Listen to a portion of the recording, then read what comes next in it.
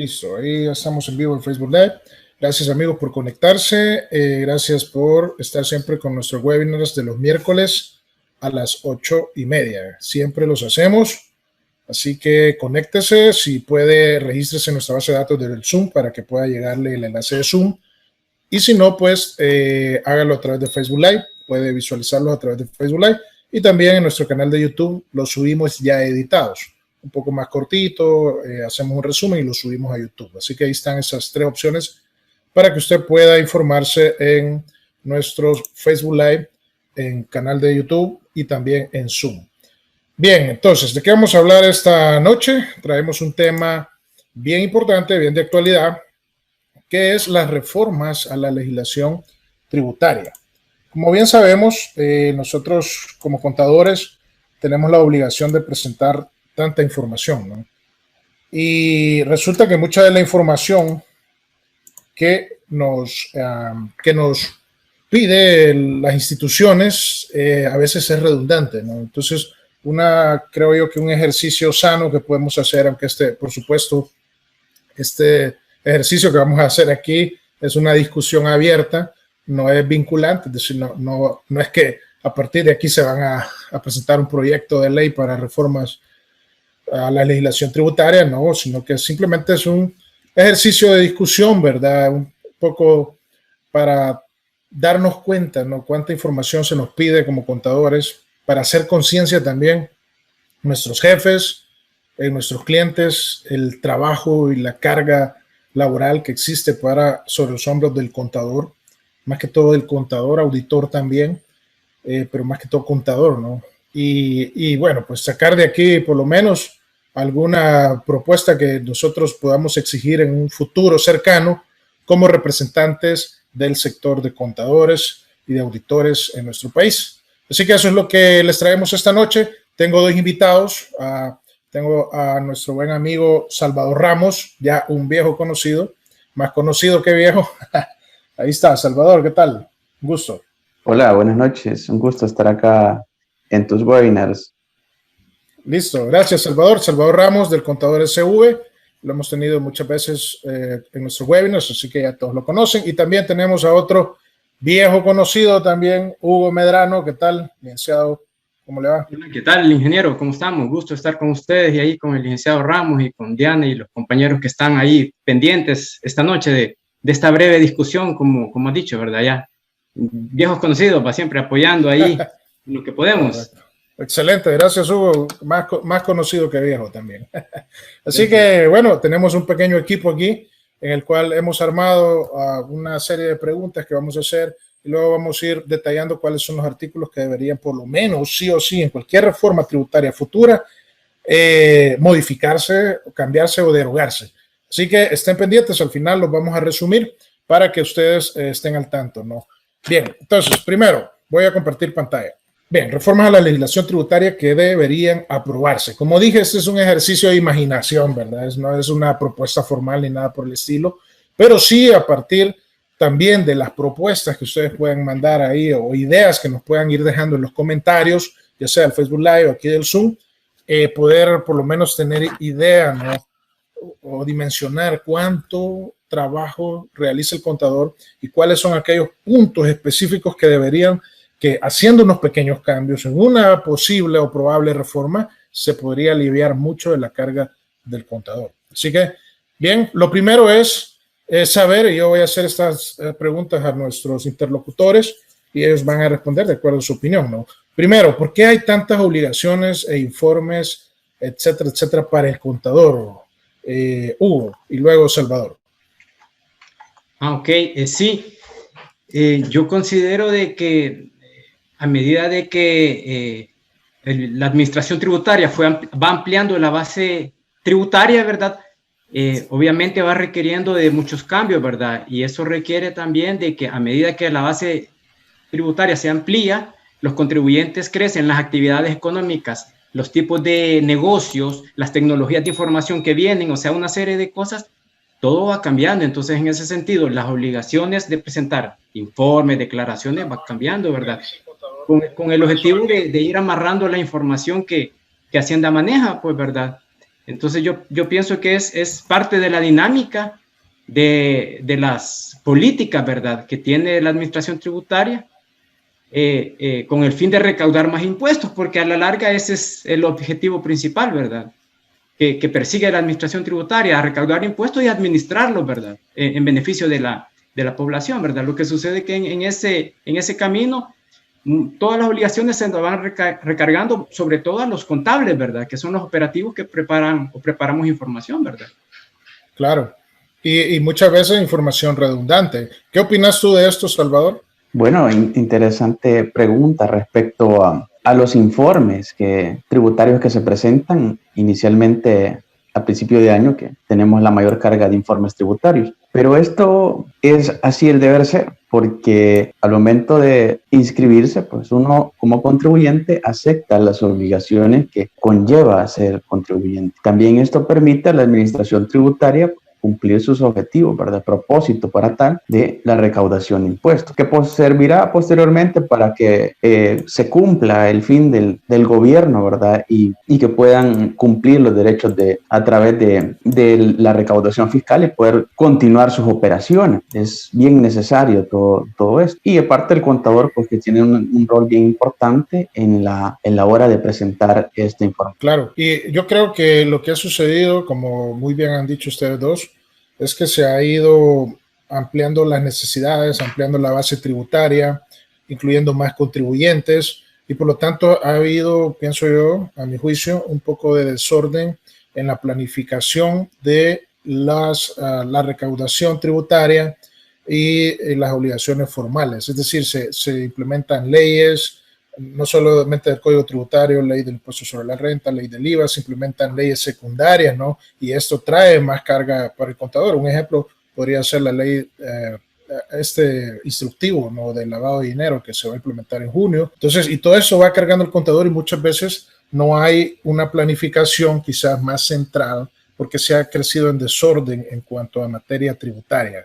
Pienso yo, y es una opinión. Y eso nos lleva a la segunda pregunta que quiero hacerles. ¿Por qué es difícil entonces implementar una reforma? En el pasado sabemos que han existido muchas reformas, algunas han tenido éxito, algunas propuestas han fracasado, no se han implementado. Y bueno, me gustaría oír de ustedes por qué creen que es difícil, ¿no?, implementar estas reformas y por qué no se llevan a feliz término. Salvador, también nos puedes ayudar con eso. Bueno, tiene un poco de polémica la pregunta como tal, porque una reforma tributaria pues conlleva afectación a amplios sectores. Las reformas pues tienen que ser bien específicas en este contexto, y por eso también no es de que de la noche a la mañana pues se pueden presentar una reforma tributaria, se tendría que buscar un consenso. Igual la forma de constituir una ley aquí en El Salvador, hacer una reforma como tal. Un caso pues, que hubo en gobiernos anteriores respecto a legislaciones anteriores, mejor dicho, a la forma de cómo se prepara una ley, una reforma. Y ahí tuvimos que fueron declaradas inconstitucionales algunos decretos de unas reformas tributarias del año 2014. Y por eso es que hacer una reforma pues implica en sí un cierto consenso para ver el impacto que va a tener, claro, dentro de los contribuyentes. Y tú dijiste una palabra muy importante, que es el consenso, ¿no? Y eso muchas veces es difícil en nuestro país, es difícil, ¿no?, llegar al consenso, y sobre todo en un tema tan polémico, tan espinoso como es el ámbito tributario.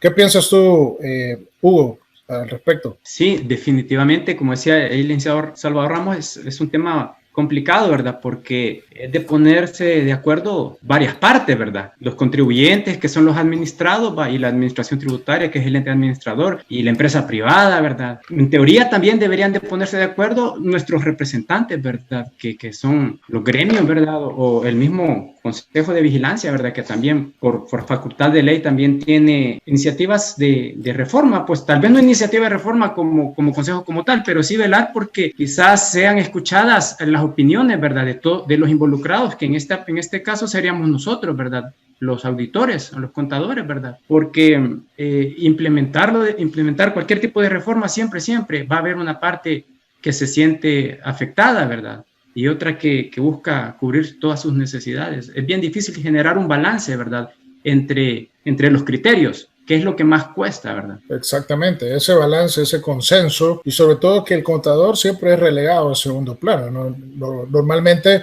lo que sucede es que está la parte privada, la empresa privada, la gran empresa privada, y el gobierno negocia estas reformas y se deja de lado algunos intereses de los sectores micro o pequeño, y también de los contadores, que finalmente son los que van a echar a andar la reforma junto con los funcionarios de gobierno, pero sobre todo la carga de trabajo recae siempre sobre el contador. Y eso es algo en lo cual pienso yo que las gremiales tienen que tomar más fuerza para hacer oír la voz del que ha estado ausente en todas estas reformas anteriores, que es el contador, ¿no? Y tomar aspectos técnicos de la comunidad de contadores que podrían ayudar a hacer más eficientes los procesos de recaudación. Y eso nos lleva a la tercera pregunta. ¿Qué piensan ustedes? Eso ya es una opinión, ¿verdad? ¿Habrá reforma en esta administración de gobierno? ¿Habrá una reforma? ¿Se atreverán a hacerla? Por supuesto, esto es pura especulación, pero por las condiciones que hay en nuestro país, condiciones económicas y también condiciones políticas, ¿creen ustedes que puede darse, es potable que exista una reforma en este año, en el próximo año? ¿Qué tal? ¿Qué piensas tú? Pues bueno, yo pienso de que es probable, ¿verdad?, que en el corto plazo se puedan tener algunas iniciativas por ahí, ¿verdad? Vemos que en octubre, me parece, hubieron ahí un par de reformas que la ministra de Economía salió en conferencia, ¿verdad?, con el ministro Zelaya, y tiraron ahí un par de paquetes. Dentro de esas iba el tema de la unificación del NIT, ¿verdad? Eso fue en octubre del año pasado. Iban otro tema relacionados a economía. Pues entonces vemos que las entidades hoy están actuando de forma interrelacionada, llaman ellos, ¿verdad? De forma coordinada, interinstitucional. Entonces, pienso yo que si la administración quiere lograr sus objetivos, y también el ejecutivo, ¿verdad?, piensa alcanzar, lograr los objetivos que se ha planteado en el Plan Cuscatlán y todos los planes y las políticas que han implementado, definitivamente no hay otra manera más que reformar algunas cosas que puedan estar quizás fuera de orden, ¿va? No estamos hablando de subirle al IVA, ¿verdad? Eso realmente tocar ese tema es un poco delicado, pues, pero quizás sí ver cómo van ampliando, pues, el brazo, ¿verdad?, de la ley, ¿verdad?, para que llegue hasta la mayor cantidad, ¿verdad?, de contribuyentes, para que esto se vea transformado en una mayor recaudación, ¿verdad?, que es al final lo que se busca. Pues entonces yo pienso que si dentro de los planes está llevar cambios, hay que hacer reformas, ¿verdad? Definitivamente. Definitivamente que tiene que haber. ¿Y tú qué piensas, Salvador, al respecto? Bueno, yo considero que a corto plazo, pues no veo, por el momento, pues mi punto de vista de apreciación, no veo una reforma tributaria, pero sí basado con los derechos que ya hay, las facultades, por decirlo así, mejor dicho, las facultades que las leyes tributarias pues brindan a la administración tributaria. Ya con eso ellos van a poder continuar su trabajo, y ahora con esta implementación de utilizar herramientas tecnológicas, llamemos también la parte de análisis de datos, y esto pues va a ayudarle a la administración tributaria a ser más eficiente también en sus procesos de fiscalización. Por lo tanto, pues esto le va a ayudar en la parte de recaudación. Bueno, tenemos el punto último respecto a la homologación del NIT, que va a ser muy interesante, respecto a cómo ahora la administración tributaria va a estar recibiendo más información de parte de sujetos pasivos que anteriormente no estaban contemplados por no ser su calidad de contribuyente de IVA. Eso pues yo lo veo más que todo por esta parte, en utilizar ya los mecanismos de las facultades que tiene la administración tributaria para hacer su trabajo más eficiente y poder cumplir con sus planes de quinquenio anual o los que tengan propuestos ellos. Esto del DUI creo que ha sido una simplificación. No sé qué piensan ustedes, a los compañeros que nos están sintonizando, pero creo que va a llevar a una simplificación por el hecho de que ya al tener el DUI en mano, o sea, toda la gente lo conoce, se lo sabe. Por ejemplo, vimos que para la implementación de los nuevos anexos el año pasado, sucedía que muchos no sabían los NID de las personas a las cuales les habían retenido, o mucha gente no tiene NIT cuando le pagas. Entonces, una forma de hacerlo ahora con el DUI se simplifica un poco el proceso, por lo menos un poco. Entonces, creo que son estas las simplificaciones que puedan ayudar al gremio del contador y que son las que el Ministerio de Hacienda y la Administración Tributaria debería de buscar en esa reforma. Pero en resumen, sí, no se ve, digamos, no se ha visto una voluntad de poder hacer una reforma integral, que es lo que se necesita. Sin embargo, por la situación económica, situación a la cual está entrando el país, sí tendría que darse, pues no, tal vez no en el futuro cercano, pero sí un mediano plazo, una reforma integral. Y por supuesto, esto nos lleva a la otra pregunta, que es cómo recibe el sector privado entonces estas reformas, porque hemos visto siempre que hay un sector público que es el gobierno, ¿no? Tratando de cobrar más impuestos, de cobrarle al que no le cobran normalmente porque está fuera de los sistemas o porque está en el sector informal, tratando de recaudar más impuestos. Y por otra parte, la empresa privada, digamos, yo pienso que hay un sector de la empresa privada que es la que siempre termina pagando los impuestos, siempre son los mismos los que terminamos pagando los impuestos. Uno de ellos es la empresa privada y otro es el consumidor, ¿no? Que es el consumidor no se puede quitar el impuesto, porque cada vez que va a comprar, así sea un dulce, así sea un litro de leche, así sea un vehículo, le cobran el impuesto, o sea, no se lo quita. Entonces, siempre se termina grabando a los mismos y bueno, pues entonces hay una lucha ahí de poder entre sector privado y sector público. ¿Qué piensan ustedes de esto? Me gustaría oír sus opiniones. Sobre todo, Salvador, ¿puedes darnos tú la opinión al respecto?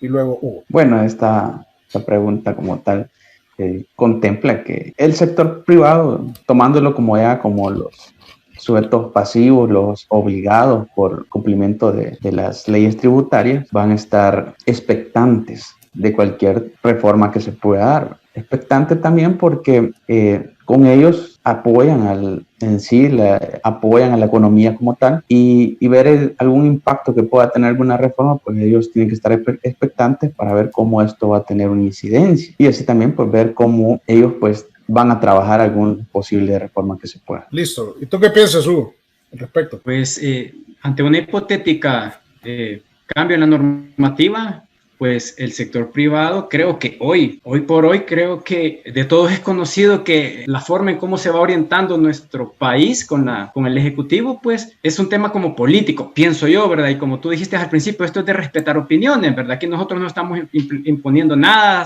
es una plática abierta de nuestras opiniones. En ese sentido, de todos es conocido a veces que quizás el sector privado tenía antes, ¿verdad? Cierta influencia en algunas directrices, ¿verdad? Eso es, digamos, es sabido de todo, ¿verdad? Los sectores de más peso, podemos decirlo así, podían tener alguna influencia al interior de los tomadores de decisiones, ¿verdad? Y pues como que podía antes balancear un poco los intereses, ¿verdad? De la gran empresa o del sector privado, pues, cosa que se espera o se pretende que ahora esos acuerdos, si le podemos llamar de una forma prudente, ¿verdad?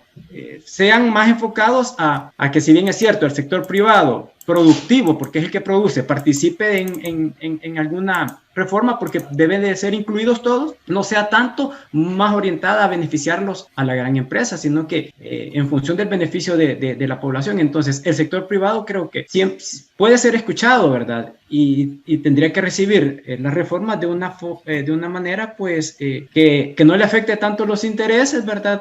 Porque por el tema de la libre empresa, ¿verdad? De la competitividad y todo eso, pues entonces yo pienso que ahora puede ser un poco más factible tener aceptación, ¿verdad? De la empresa pequeña y mediana, porque en términos generales son los que más producen, ¿verdad? El mediano y el pequeño, pues las grandes empresas ya sabemos que son, hay un número bien reducido, pues y ahí se concentra bastante, ¿verdad? El poder, ¿verdad? Pero quien representa el mayor espacio es el sector privado, pero mediano, pues, ¿verdad? Las pymes también, ¿verdad? Entonces, creo que por ahí podría ir la parte esa, ingeniero. Es donde hay mayores oportunidades de recaudación, ¿verdad? Porque exacto, normalmente la empresa privada creo que ya está bien fiscalizada, ya está bien, por supuesto que hay evasores siempre, ¿verdad?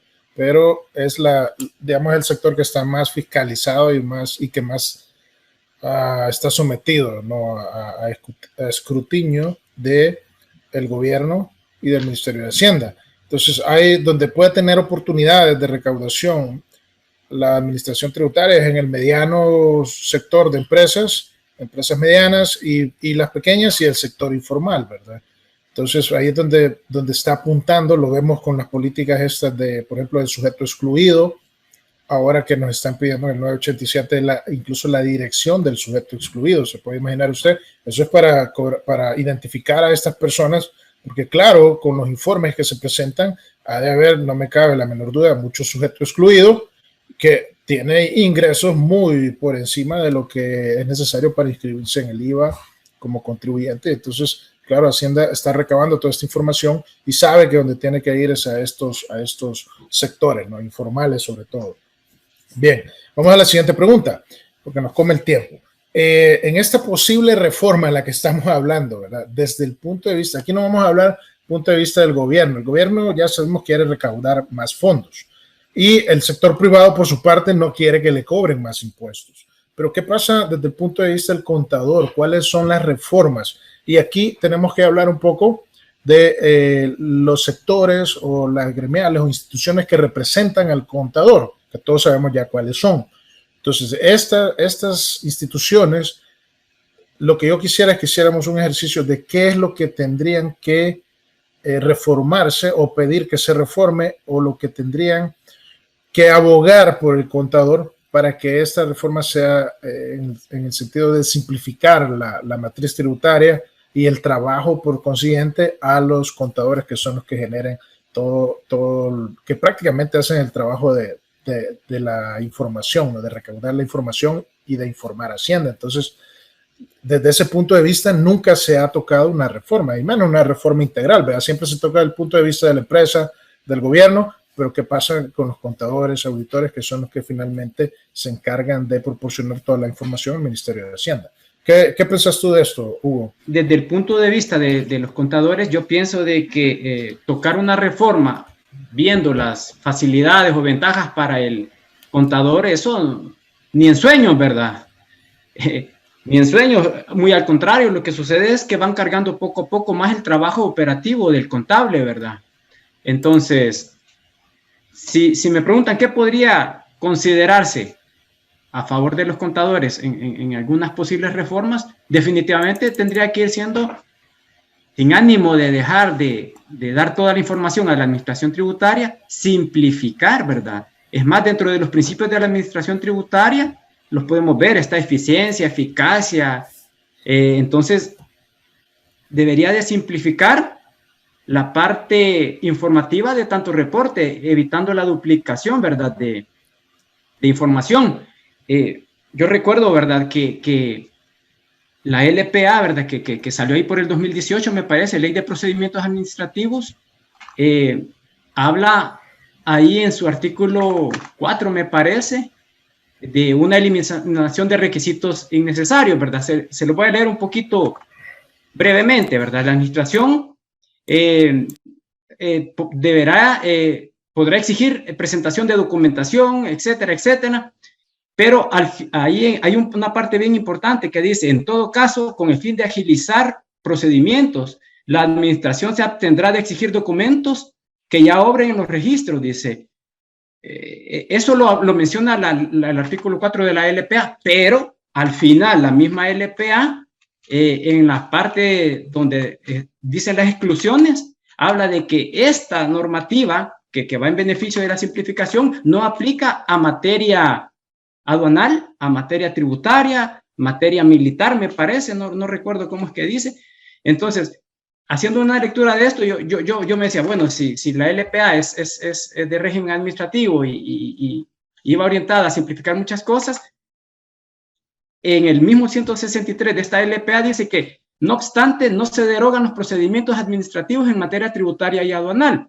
Digo esto, ¿por qué? Porque, si bien es cierto, una reforma que debería tocar desde el punto de vista del contador, yo pienso que debería evitar la simplificación de pedir tanta información que la administración ya maneja, ¿verdad? Entonces, por ahí hubiéramos tenido como un resguardo legal, ¿verdad? De decir, sí, la misma LPA habla de que no puede pedir tanta cosa, pues, pero ahí mismo dicen al final que en tributos y aduanas y militar y procedimientos de medio ambiente, dice, no aplica, pues entonces como que estamos fregados, pues, ¿verdad?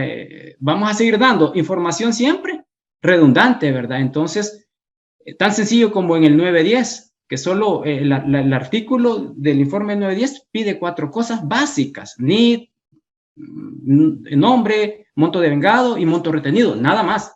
Pero ya sabemos cuánta información se pone en el 910, ¿verdad? Entonces, pienso que debería de ir orientado a simplificar, sin dejar de dar información, la manera en cómo se presenta, pues, ¿verdad? Pienso yo que ahí puede minimizar tanta duplicidad de información.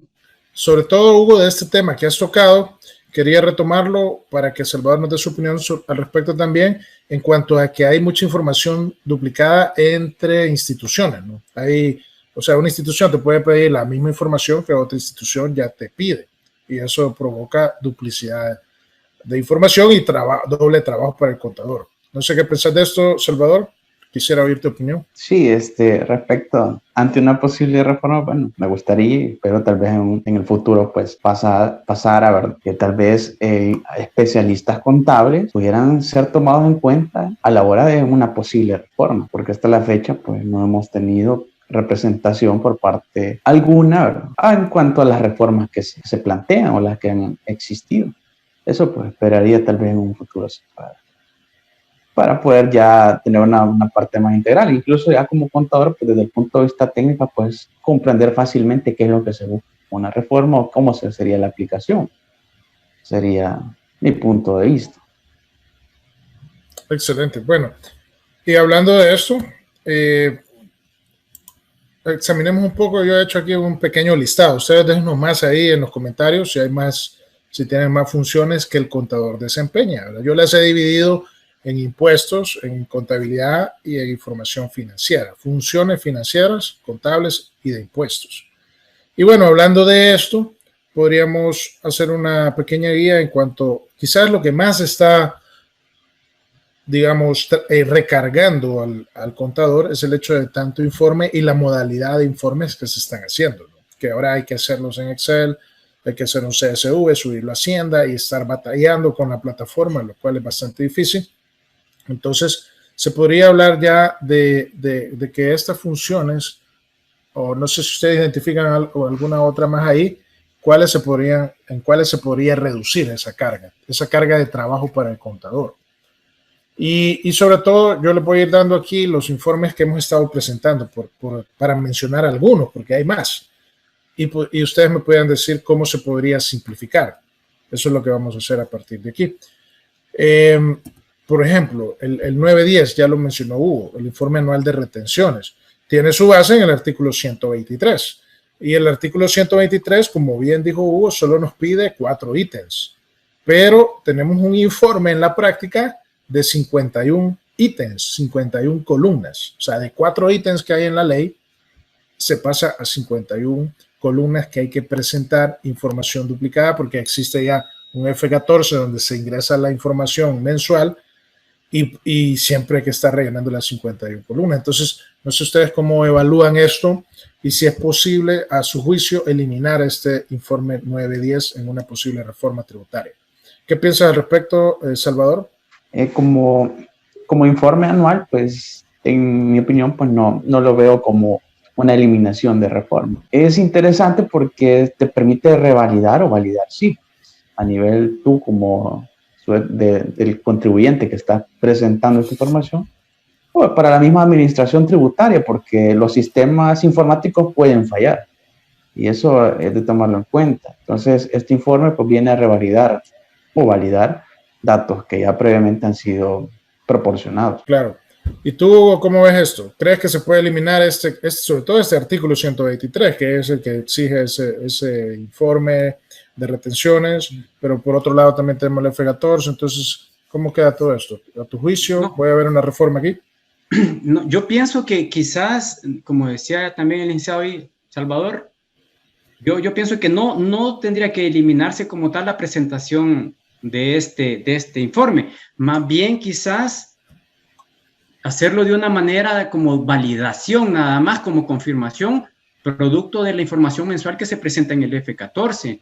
De igual manera como se hace con 930 me parece que es, ¿verdad? El informe de percepciones mensuales y retenciones. Correcto. Entonces, pero si hemos observado, o si algunos compañeros que ya saben, ya me imagino que ya saben que ya se pueden hacer declaraciones de renta, ya desde ayer está habilitado, y han sido un poco acuciosos, algunos les estamos echando la culpa a Hacienda y al sistema, y a que la data no está integrada, y puede ser que haya algo de cierto, pero también si hemos observado, haciendo un breve ejercicio de este 910, y si entramos a validar las retenciones reportadas de un contribuyente y vemos en la parte de la plataforma de servicios en línea y vemos desde marzo a diciembre, están reportadas, digamos, todas mes a mes, pero no es esa la información que ha sido cargada al F11. Al F11 se ha cargado la del 910. Entonces no hay concordancia entre lo que ahorita está en el 910 contra el F14. ¿Pero por qué? Porque yo he examinado varios datos, ¿verdad? Me he tomado la tarea de tabular varias información y se ha ido definitivamente por el 910. Entonces, eso me dice de que aunque no hayamos presentado la información del F14, hayamos pagado erradamente como sea, al contribuyente, bien o mal, ahorita le van a devolver o lo van a hacer pagar con lo del 910, ¿verdad? Entonces, ¿qué vemos ahí? Que la información origen mes a mes que hemos presentado, todavía creo yo que no está siendo tan funcional como esperaríamos que sea, ¿verdad? Porque debería ser la misma, pues. Entonces, pienso que debería de ser más que todo una validación de la información mensual, armar el 910 siempre con los datos que pide el artículo, con los 4 ítems, pero solo como un checklist prácticamente, ¿verdad? Eso es lo que podría hacer en vez de eliminarlo, pues, ¿verdad? Claro. Sí, porque si se presenta una información mensual, entonces lo que hemos dicho, lo que pudiera ser el próximo año, ya que van a estar completos los 12 meses, simplemente ir a validar la información del 910. Ya que te salga hecho, tú solamente lo validas. Ahora bien, ¿pero qué objeto tiene entonces estar presentando F14, luego 910? Bueno, Salvador ha dicho, es una obligación mensual, es una obligación formal que hay que cumplirla. También anual a través del 910 y bueno, entonces cabría que en algún momento, como he dicho, a estas instituciones que representan a los contadores gremiales, consejo, etcétera, pudieran dar una opinión técnica al respecto para que los legisladores, los funcionarios, porque recuerden que los funcionarios hacen las propuestas de ley en conjunto con el empresario, pero digo yo, mi propuesta aquí es que ha hecho falta quizás con más fuerza una participación de los representantes de contadores y auditores para que den su opinión técnica y vertida su opinión técnica se pudieran simplificar mucho más los procesos, ¿no? Y a partir de esto llevar, por ejemplo, a un consenso en el cual se determina, bueno, vamos a dejar 910 o vamos a dejar el F14, que es el que se presenta detallado ahora con el anexo. Entonces es una pregunta válida. Bueno, paso a lo siguiente. Voy a presentar todos los informes que traía por el tiempo y ustedes me dicen qué piensan de ellos. Primeramente el 987, que es el informe de compras y ventas, clientes y proveedores. No le toca presentarlos a todos, pero por supuesto que es una obligación que cumplen sobre todo grandes contribuyentes y que recarga mucho al contador. Y es información que ya se presenta, no en su totalidad, porque sabemos que los libros del IVA en el F07 no se presentan, por ejemplo, información de cuentas por cobrar o cuentas por pagar. Entonces, ahí se los dejo, artículo 125. ¿Qué piensan ustedes? ¿Debe ser derogado? Los voy a leer todos, luego ustedes me dan ahí su opinión. El 986, que es el informe de notarios, basado en el artículo 122 del Código Tributario, ¿verdad? Pareciera que es información duplicada o no. Me dejan ahí su opinión al final y sobre todo la de ustedes dos, de Hugo y de Salvador. El 915, informe de accionistas, una información no relacionada tanto a las ventas, ni a las compras, ni a libros del IVA, pero que ahí está la obligación de presentarlo. El artículo 124 respalda este informe 915, el F211. Algunos quizás no se podrían derogar en una posible reforma. Está el 990, tenemos también el 983, informe de inventario, artículo 142, el que lo respalda, y el 930, por ejemplo, que es algo que ya en definitiva, a mi juicio, sí debería ser derogado este artículo y que se haga a través de los anexos del F07. Pero bueno, tenemos toda esta serie de información que se presenta. ¿Qué piensan ustedes al respecto? Hugo, tú primero. ¿Cuál es su opinión al respecto? Vaya, ahí, como podemos ver, implica que el trabajo del contable, pues, se veía disminuido en la medida de que la administración tributaria pudiera validar la información como tú acabas de mencionar, ¿verdad? Como el del 930. Creo yo que en la parte de los grandes contribuyentes, ¿verdad? Que son, digamos, los que a veces en alguna normativa legal tienen la obligación de presentar más información, lógicamente ellos tienen sistemas o tecnología o al menos la capacidad de tener sistemas más robustos, pues, y en ese sentido la generación de información se les facilitaría, pues, ¿verdad? Pero también me viene a la mente el tema de la factura electrónica, pues pienso yo que con este plan piloto que hay en algunas empresas por ahí, que cerca de 60 empresas que están con eso, esto vendría también a simplificar todo esto, pues, ¿verdad? El informe también de los contadores, ¿verdad? Trimestrales que legalizamos sistemas, que foliamos libros, certificamos, el de los médicos por ahí, que creo que no lo mencionaste en la presentación, ¿verdad? Al final, tener un cúmulo de información que, si bien es cierto, no hay que dejar de presentarla, pero hacer de una manera más simple, ¿verdad? El proceso, pues con la factura electrónica yo pienso que ya no sería también necesaria tanto formulario, tanta preparación, porque ya teniendo estandarizado en una base de datos de Hacienda, ¿qué más va a querer saber Hacienda? Pues, ¿verdad? Si ya lo va a tener todo, pues el problema es aquí que vienen reformas, pues, que se necesitan hacer, como hablábamos al principio, pues, ¿verdad? La factura electrónica, esperemos, ¿verdad? Que en el corto, mediano plazo quede implementada, pues, ¿verdad? Y ahí pienso yo que podrían irse minimizando tantos requisitos, ¿verdad? Tanta presentación de información y, pues, y sobre todo que con la factura electrónica, incluso Hacienda estaría en la capacidad de obtener el detalle de la factura, ya no solo los totales. Los detalles, igual, cuando nace un contribuyente, ¿qué es lo que pasa, verdad? Se inscribe una persona natural como contribuyente pequeño, empieza a facturar y a facturar en talonarios, pero ahí hay otra cosa importante, que la ley habla de que los auditores tienen que certificarle los libros, ¿verdad? Sellárselos y foliarlos, ¿va? Que pienso yo que ¿por qué no ese informe se puede hacer en línea, verdad? Validando, o sea, sí lo hacemos en línea, de hecho hay una plantilla, ¿verdad? Por ahí de Contaportable, pero me refiero a que foliarle los libros a los contribuyentes de forma electrónica, pues por medio de una clave, pues en vez de estar agarrando papel y sellando, pues 1000 hojas, por ejemplo, ¿va? Entonces, para que todo esté integrado, ¿verdad? Entonces, pienso yo de que se puede, pues, ¿verdad? La tecnología lo permite todo, siempre y cuando se garantice la confidencialidad, la integridad y la disponibilidad, ¿verdad? De la información, que son 3 características de que los sistemas deben de tener. Pues creo que eso es lo que sucede a veces, va el recelo, ¿verdad? Que quién va a tener la información, qué van a hacer con la información, pues, pero al final no nos salvamos, pues, ¿verdad? Exactamente, eso es un punto bien importante, el resguardo de la información, que lo hemos visto que en materia de seguridad electrónica el gobierno pues no es muy eficiente. Bien, no sé qué tú piensas al respecto, Salvador, para ya ir a la última pregunta y con eso terminamos. Interesante menú para elegir obligaciones tributarias. Si esto es un restaurante, ¿no? Pero para unos van a aplicar, para otros no, pero otras sí son para todas en general, pero son importantes. El 987 pues ayuda bastante en la parte de los procesos de fiscalización que lleva haciendo, ayuda a validar muchas transacciones de los pequeños contribuyentes, y de ahí el informe de 915, Estados Socios y Accionistas, es bien interesante porque ayuda también a la administración tributaria respecto a recibir información sobre distribuciones, capitalizaciones, que conllevan esto inherentemente ciertos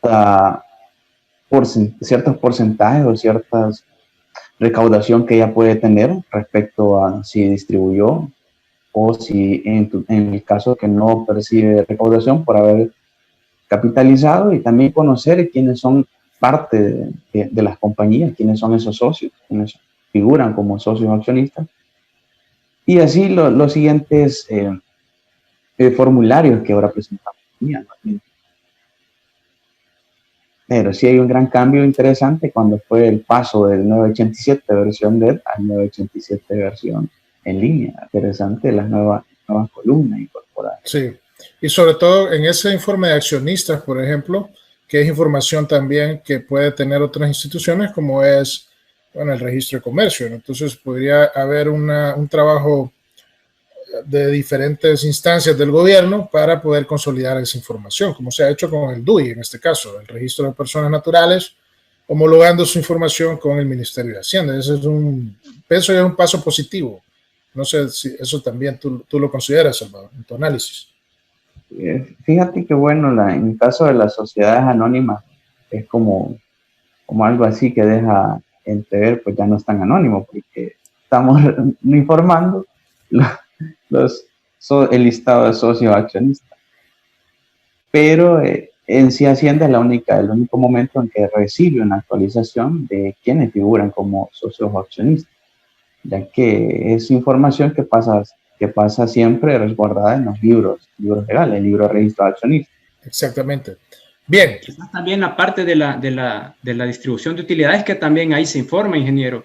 Entonces recordemos que la distribución de utilidades a partir del 2011, si no me equivoco, recordemos que ya está tasada con el 5% definitivo. Entonces ahí no olvidar hacer match con el 915, con el 910 también, ¿verdad? Que también, digamos que ahí si hay una distribución efectiva, se informa y Hacienda quiere saber si también han computado sobre esas utilidades distribuidas. Pues aparte, sumémosle la parte, también para ir terminando, de los grandes contribuyentes, que también viene el auditor tributario y también les da otra herramienta a Hacienda presentándole el dictamen, que los contadores que están presentes saben lo que implica presentar tanta información, que antes pues nos desligamos dándole la información financiera, pero ahora no, sabemos que preparamos plantillas, anexos y también ahí es una parte de punto de mejora, porque está un poco difícil aún la parte de la presentación, que ya se avecina dentro de un par de meses. Hoy en febrero tenemos lo de los inventarios, ¿verdad? No olvidar eso, y después viene la parte de las plantillas fiscales. O sea, Hacienda tiene información de todos lados, pues, ¿verdad? Entonces, por ahí también eso podría tomarse en cuenta, ¿verdad? Claro. Bueno, llegamos ya al final y solo la última pregunta, porque hemos visto lo actual, ¿no? Cómo hay una gran carga de trabajo sobre el contador, pero ¿qué pasaría por otro lado? Una simplificación absoluta de la matriz tributaria del gobierno, como es esta propuesta de la Bitcoin City, ¿verdad? Que todos sabemos que, bueno, se supone que se va a empezar a construir, y es una ciudad, es una zona geográfica dentro del país en la cual prácticamente no va a existir más impuestos que el IVA, según se ha dicho. Y entonces vemos por un lado todo este mundo complicadísimo de la legislación tributaria del país, y se está hablando de una simplificación absoluta de la matriz tributaria, de los procesos de impuestos para empresas, para personas naturales, etcétera. Entonces, ¿cuál es el papel que va a jugar el contador en un posible mundo en el cual ya no va a haber que cumplir toda esta reglamentación tan compleja, y simplemente va a ser una cuestión de pagar impuestos de IVA nada más, según lo que se ha dicho? ¿Cómo ven esto ustedes? Salvador, ¿cómo lo ves tú? Bueno, esto es bajo casos supuestos, porque previamente tendría que existir una legislación que dé la seguridad jurídica respecto a esa Bitcoin City. Y ya sobre eso, pues, tocar el tema ya de qué exenciones realmente va a tener. Porque por lo demás, así como estamos el Bitcoin total, pues solo tiene una exención ahí respecto al impuesto a la ganancia. Pero ahí los demás impuestos se mantienen, las transacciones económicas se mantienen. En ese contexto, pues también influye en cuanto al contador, en cuanto a actualizarse en el momento que se dé la apertura de tendría que ser esta legislación respecto a este Bitcoin City, y a su vez en la parte tecnológica siempre sería llamado a formarse en la parte de la tecnología de la información. Excelente. Hugo, ¿cómo ves tú esto? Recuerden que en Bitcoin City no va a haber impuesto más que el IVA. O sea, no va a haber renta. O sea, si no hay renta, no hay 910. Si no hay 910, no hay que hacer constancias. No hay que hacer estos informes del F14, etcétera. Entonces, sí es una simplificación. Sí van a haber transacciones, como bien lo dice Salvador. El impuesto del IVA se mantiene. Pero claro, se simplifica mucho la carga de trabajo y por lo tanto disminuye también la oferta laboral para el contador. ¿Cómo lo ves tú esto, Hugo, al respecto? Pues la verdad que es una cosa un poco, no hipotética del todo, pero todavía está un poco lejos, pienso yo, ¿verdad? Esperamos, ¿verdad? Que lo que se anunció, ¿verdad?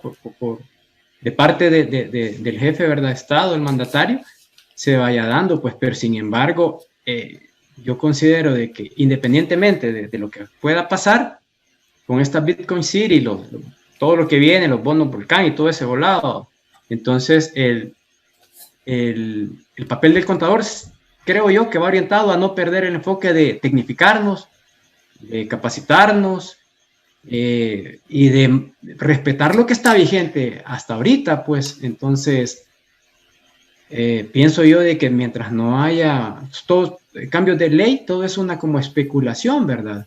Entonces, nada más prepararnos con las tecnologías de información, con todo esto de tema que tú muy bien has estado introduciendo al gremio, ¿verdad? Con el tema del Bitcoin, con todos los webinars que has mencionado, ¿verdad? Sin embargo, creo que el papel que tendría que jugar el contador sería... yo creo que no puede no haber contador. O sea, dice, hay un refrán por ahí, todos necesitamos un buen contador y un buen abogado, ¿va? Entonces creo que eso todavía no va a desaparecer, ¿va? Independientemente de estas cosas que se vienen, ¿verdad? Como lo que es el Bitcoin City, ¿verdad? Exacto. Bueno, este sería lo último. Hay un par de preguntas ahí que les he estado dando seguimiento aquí. Nos piden su opinión con respecto a la acefalía del Consejo. No sé si quieren opinar al respecto o quieren omitir esta pregunta. ¿Qué dice Salvador o Hugo? Ahí el que quiere responder. Bueno, por mi parte desconocía eso de la cefalía del Consejo, porque no he realizado trámite en este mes, trámite físico ahí en el Consejo, ¿verdad? Por lo demás, el trámite de actualización de dirección, pues lo he realizado en línea. Desconocía que no existía algún consejo vigente. Sí, lo que sucede es que recordemos que son elegidos, ¿verdad? Por periodos, ¿verdad? Y en diciembre se les venció, ¿verdad? Al consejo anterior, ¿verdad? Entonces, recordemos que para formar el consejo, la misma ley del consejo dice quiénes lo deben formar: un representante del Ministerio de Economía, representante del sector privado, de las gremiales, y obviamente el presidente que lo nombra el ministro, el ejecutivo, por medio del Ministerio de Economía, ¿verdad? Entonces, ahorita no es que como decimos ahí, estemos como que no tenemos quien nos regule. El consejo, el ente jurídico no ha desaparecido, ¿verdad? Lo que sucede es que están, pienso yo, esperando, ¿verdad? Tener toda la participación ahí de los representantes, ¿verdad? Esperemos que sea lo más pronto posible, porque lo que ha pasado en los casos es que sí les aceptan los procesos. Tú renuevas tu credencial, pero no te la dan. Sin embargo, te dicen de que te van a avisar cuando te la den, ¿verdad? Porque ahorita no hay quien firme, ni el presidente, ni el otro, ¿verdad? Que es ni la otra autoridad, que son dos los que llevan la firma. Entonces, máxime que ya la credencial como tal ya no la van a dar, solo van a dar el carnetito de plástico, ¿verdad? Entonces, pienso yo que es de esperar, ¿verdad? Es de esperar a ver qué sucede, ¿verdad? Ojalá que la brevedad, pues nombren las autoridades, ¿verdad? Ok. Bueno, hay otra observación que nos hacen con respecto a que todas esas obligaciones son exigidas al sujeto obligado, es decir, al contribuyente, ¿verdad? Claro, el contribuyente lo hace a través de un contador. Sin embargo, hay de recordar lo que tú me dijiste, Hugo, que estábamos discutiendo acerca del artículo 91, creo que me dijiste, que son con respecto a las obligaciones que tiene el contador, ¿verdad? Entonces, sí hay obligaciones tanto para el contribuyente como para el contador. ¿Es así, Hugo, o difieres en esto? No, sí, definitivamente así es, ¿verdad? Hay obligaciones para los contribuyentes, para los contadores, y ahí pues en el Código Tributario habla hasta de ciertas también requisitos, ¿verdad? Que debe cumplir. Creo que es de lo último que estabas mencionando tú en la diapositiva, no recuerdo puntualmente, creo que era la parte del 149B o C, por ahí, creo que hablaba de las obligaciones del contador, el 149C, ¿verdad? Para que hay que cumplir con requisitos técnicos y las leyes tributarias en el literal A. Entonces, si nos habla de que tenemos que cumplir como contadores de los requisitos técnicos, ya sabemos toda la normativa técnica y la parte tributaria, ¿verdad? Firmar las hojas, firmar los estados financieros, habla del código de ética. O sea, ahí definitivamente no tenemos salvedad, ¿verdad? Ahí está escrito y así tiene que ser. Ok, perfecto. Bueno, ya estamos sobre tiempo. Nada más, Diana, no sé si tiene alguna pregunta que haya recogido de los amigos del Facebook. Buenas noches. Bueno, quizás más que todo comentarios, ingeniero, que se resumen más que todo en que deberían la nueva reforma tendría que anular la presentación o dejarlo solo como validación de varios informes que duplican la información y que obviamente van a quedar obsoletos. También en relación a lo que usted mencionaba de las funciones de los contadores, varios colegas reiteraban que, bueno, las funciones de los contadores vienen de materia tributaria, mercantil, laboral, municipales, de gestión, de controles y demás. Y el punto de ello es de que a medida que el contador aporta más a la empresa, pues así se debería de cobrar más, ¿verdad? Y tal vez no sería un punto como de reforma tributaria, pero quizás como gremio deberíamos de ponernos de acuerdo, ¿verdad? Para establecer un cobro de ello, mencionaban algunos amigos. Se hizo un webinar, ¿verdad, ingeniero? Sobre cobros. Me recuerdo que hace un par de meses hicimos un webinar sobre estandarización de cobros, tocábamos las experiencias centroamericanas. Me recuerdo que hablamos algo sobre eso. ¿Te acuerdas? Claro, hicimos un webinar al respecto, por ahí debe de estar, sobre cuánto cobrar, le pusimos al webinar, ¿verdad? Por supuesto, es una pregunta muy subjetiva. Sin embargo, se trató ese tema, pero sí es de considerarlo, claro que sí. Y bueno, pues ahí cada quien, yo pienso que con este tema del cobro de honorarios, difiere un poco con la comunidad. Yo sé que la comunidad siempre intenta que el hecho de que se pueda controlar esto a partir de que hubiera una ley o una normativa que impida a los colegas contadores cobrar menos, es decir, como estandarizar los precios. A mi juicio eso sería un error total, ¿no? Porque en realidad el valor lo gana el contador con su trabajo, con su prestigio, con su honestidad. Y desde el momento que hubiera una ley que, por ejemplo, fijara las tarifas, eso se perdería, ¿no? Aquellos buenos contadores, aquellos contadores honestos saldrían perdiendo. Entonces, por lo tanto, los honorarios, lo que cobra un contador, el salario, debe ser fijado por el mercado. Eso es así en todos los aspectos de una economía de libre mercado y por lo tanto tiene que ser así también en los honorarios de los contadores. Bien, entonces nos quedamos ahí, ya nos pasamos, estamos sobre tiempo. Nada más pedirles que se suscriban ahí a nuestro canal de YouTube, los que nos ven en YouTube, los que nos ven grabado, que nos dejen el like, que compartan el video. Y como siempre, recuerden que estos webinars se llevan a cabo a partir de los ingresos que generamos de nuestro software, Cuenta Portable, así que si pueden ir darse una vuelta ahí y comprar alguno de nuestros software o recomendarnos o compartir nuestra información, eso nos ayuda mucho a poder financiar estos webinars y a que pudiéramos estar. Bueno, tengo ahí un mensaje que me están diciendo que lo lea. Me dice que qué opinan sobre la declaración de renta de sujetos excluidos de renta.